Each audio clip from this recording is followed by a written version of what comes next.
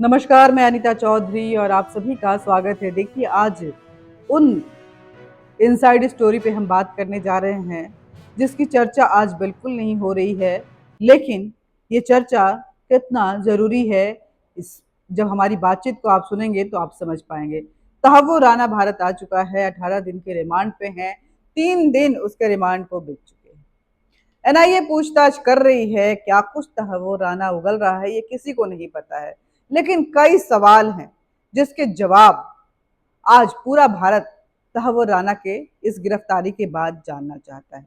Air strike, surgical strike, जिसपे कांग्रेस हमेशा से ही प्रश्न चिन्ह खड़े करती रही है, सबूत मांगती रही है, उसी एयर स्ट्राइक की अगर बात करें तो 26/11 हमले के बाद भी एक एयर स्ट्राइक की प्लानिंग की गई थी, जिसकी रोड मैप और सीक्रेट मीटिंग के जरिए पूरी जो प्लानिंग थी वो पीएमओ को बताया गया था, उसका डिस्प्ले किया गया था। हालांकि उस समय मनमोहन सिंह की सरकार थी और सरकार ने वायुसेना को एनओसी नहीं दी थी। क्यों ये एनओसी नहीं दी गई थी, इस पर चर्चा करेंगे। क्योंकि एनओसी नहीं मिली वायुसेना को एयर स्ट्राइक के लिए, क्योंकि एनएसी ने एनओसी नहीं दी थी। एनएसी क्या था? एनएसी नेशनल एडवाइजरी काउंसिल, जो कि मनमोहन सरकार यानी कि यूपीए के फर्स्ट टर्म में गठित किया गया था 2004 में, और उसको डिसॉल्व कर दिया गया था मोदी सरकार आने के बाद मई 2014 में। लेकिन ये एनएसए करती क्या थी, कौन थे इसके मेंबर? तो आप जानकर आश्चर्य होगा कि हर्ष मंदेर, फरहा सूरी और ना जाने ऐसे कितने ही इसमें 14 मेंबर थे, और उनकी चेयरपर्सन थी सोनिया गांधी। ये जो एनएससी थी वो मनमोहन सरकार के समय में गठित हुई थी, जो पीएमओ के लिए एडवाइजरी बोर्ड का काम करती थी। पीएमओ कोई भी डिसीजन इनसे एडवाइज करने के बाद ही लेता था, यानी कि प्रधानमंत्री सोनिया गांधी नहीं थी, लेकिन हर मामले में एडवाइज करने के लिए चेयरपर्सन के तौर पर एनएससी के वो वहां पे मौजूद रहती थी, और बिना इस एडवाइजरी बोर्ड के पीएम कोई डिसीजन नहीं ले सकता था। 26/11 का हमला हुआ था, तकरीबन 3 दिन तक लोग कैप्टिव रहे थे होटल ताज, नरमन पॉइंट और ट्राइडेंट जैसी जगहों पे, और इसमें 166 लोगों की जान गई थी। इस ऑपरेशन को पूरा करने के लिए एनएसजी को उतारा गया था, और इस ऑपरेशन के दौरान उनके भी कुछ जवानों की जान गई थी। इसके बाद हमारी सेना का खून खौला था, आर्मी घुसने को तैयार थी, और एयरफोर्स ने पाकिस्तान भारत बॉर्डर की नॉर्दर्न फ्रंट, जो कि सबसे बड़ा लूप होल था उस वक्त पाकिस्तान के लिए, जो बिल्कुल खाली रहता था, वहां पे बहुत ज्यादा फोर्सेस डिप्लॉयड नहीं थे, वहां पे उनके जंगी जहाज भी डिप्लॉयड नहीं थे। एयरफोर्स ने ये प्लानिंग की थी कि वहां से वो एंट्री करेंगे और एयर स्ट्राइक करते हुए 26/11 के हमले का बदला वो पाकिस्तान से जरूर लेंगे। उस वक्त के एयर मार्शल प्रमोद बारबोरा इस बात को कई बार कई मीडिया प्लेटफॉर्म पे जिक्र कर चुके हैं कि वो जब इस पूरे मिशन की जो तैयारी के बारे में पीएमओ के साथ सीक्रेट मीटिंग करते हुए उन्होंने इसकी परमिशन मांगी थी, तो उन्हें 48 घंटे तक कोई जवाब नहीं आया था। लेकिन आश्चर्य की बात थी कि इस मीटिंग के कुछ ही घंटे बाद उस नॉर्दर्न फ्रंट पे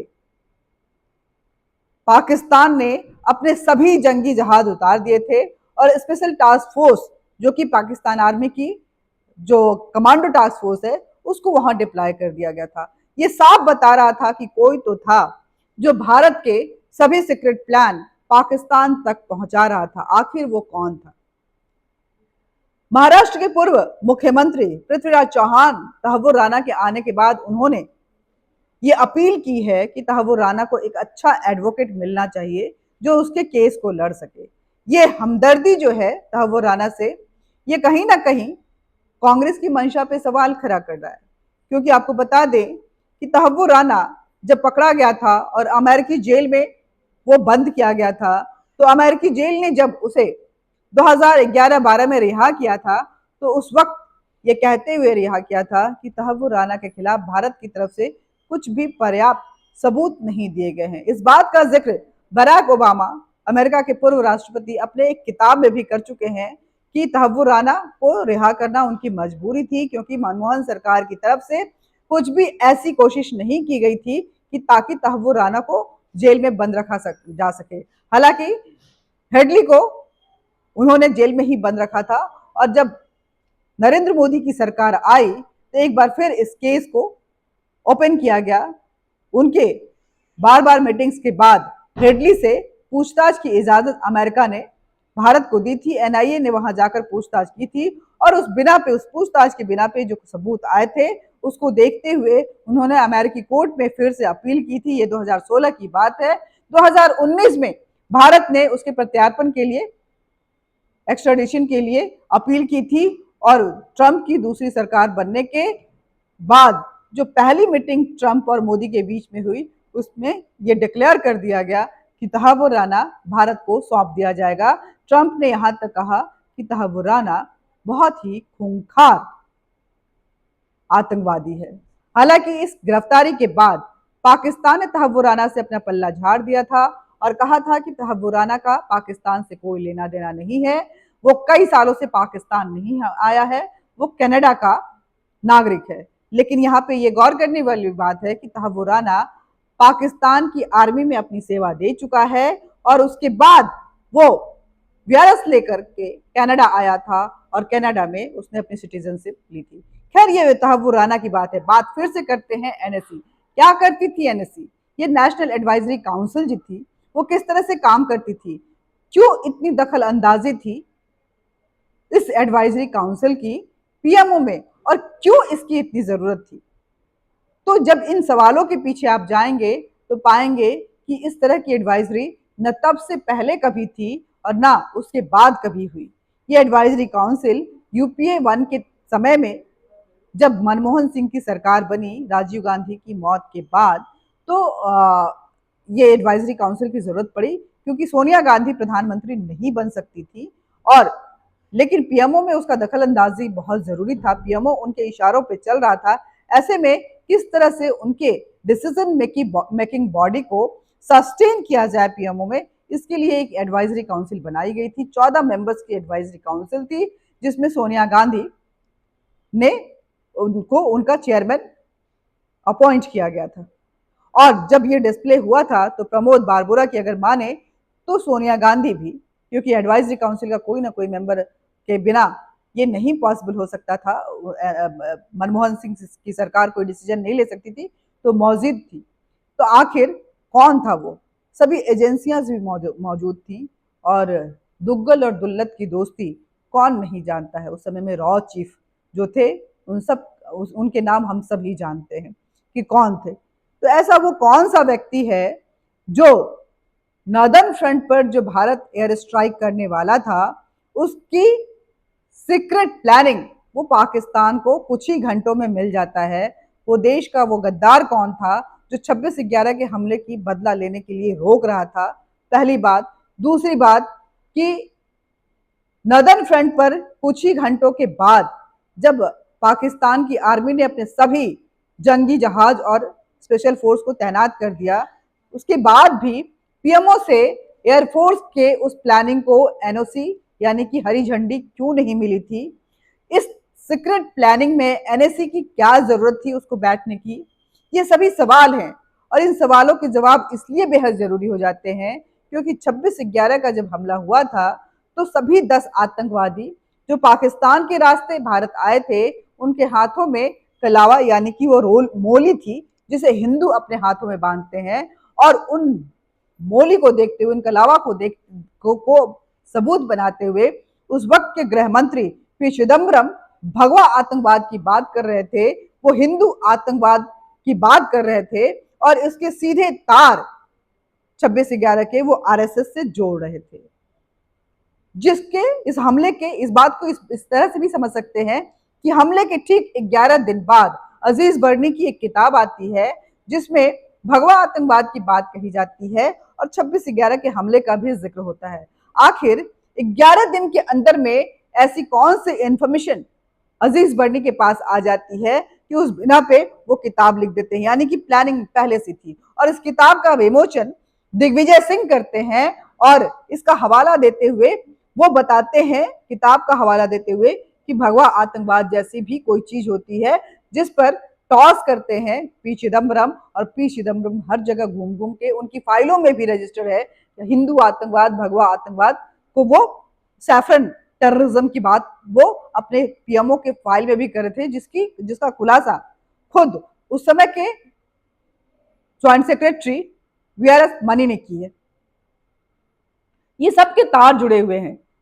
आखिर पृथ्वीराज चौहान को ये बात कहने की क्यों जरूरत पड़ गई कि हाँ, तहव्वुर राना को एक अच्छा वकील मिलना चाहिए। आपको याद होगा जब 26/11 का हमला हो रहा था, उस समय में के मुख्यमंत्री महाराष्ट्र के पृथ्वीराज चौहान थे, और वो जब हमले के उस समय में काउंटर फायरिंग चल रही थी, लोगों को निकालने के लिए रोड मैप तैयार किया जा रहा था, तो महेश भट्ट जैसे कई निर्माता निर्देशक को लेकर के वो घटना स्थल पे पहुंच गए थे, क्योंकि इसकी आगे की प्लानिंग ये थी कि फिल्म बनना है, इसको लाइव जब वो निर्माता निर्देशक देखेंगे तो वो जीवंत आत्मा के साथ कोई स्क्रिप्टिंग कर सकेंगे और डायरेक्शन दे सकेंगे, जिसकी उस समय की मीडिया में बहुत थू भी हुई थी और लोगों ने धिक्कार किया था।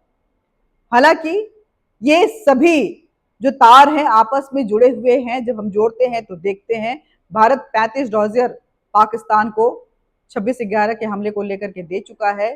तहव्वुर राना और हेडली जैसे लोग पाकिस्तान के उस सरप्रस्त हाफिज सईद और मसूद अजहर के लिए हैंडलर का काम कर रहे थे।